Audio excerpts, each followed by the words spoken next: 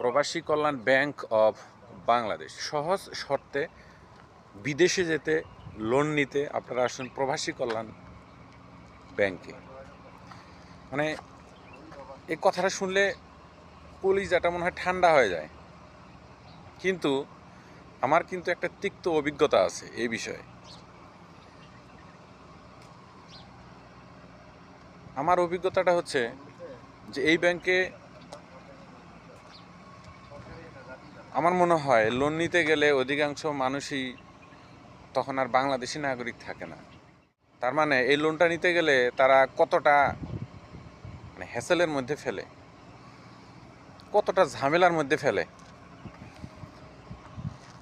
প্রায় 95%, 100%ই বলা যায়, প্রায় 95% কিন্তু এই প্রবাসী কল্যাণ ব্যাংকের লোনের জন্য এখান থেকে একটা বড় লোন পাবে এই হিসাবটা করেই কিন্তু তারা বিদেশে আসতে চায়, বিদেশে আসার একটা প্ল্যান করে।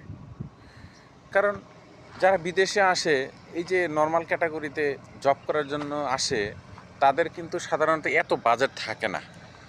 তাই তাদের একটা প্ল্যান থাকে যে আমি বিদেশ যাব, বিদেশ গেলে আমার হাতে এত টাকা আছে, আমি এত টাকা লোন উঠাবো প্রবাসী কল্যাণ ব্যাংক থেকে। এরকম একটা বাজেট নিয়ে তারপরে কিন্তু সে চিন্তা ভাবনা করে যে ঠিক আছে আমি এখন বিদেশ যেতে পারি। প্রবাসী কল্যাণ ব্যাংকের যে কি যন্ত্রণা, কত রকমের কাগজপত্র দিতে হয় যেগুলো নিয়মে নাই, নিয়মের বাইরেও তারা কাগজপত্র চায়া বসে, মনে হয় যে তার বাপের পকেট থেকে আর লোন দিতেছে। কথাটা বুঝতে পারছেন? তো এইরকম কার কার তিক্ত এক্সপেরিয়েন্স আছে তারা আমারে কমেন্টে জানাইতে পারেন, বা কারো কোনো ভিডিও ফুটেজ থাকলে আমাকে পাঠাইতে পারেন। এই বিষয়ে আমি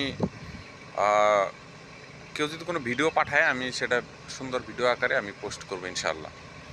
আমার খুব বাজে তিক্ত এক্সপিরিয়েন্স আছে, শুধু একটা ব্যাংক না, বেশ কয়েকটা ব্যাংক থেকে আমার বাজে তিক্ত এক্সপিরিয়েন্স আছে।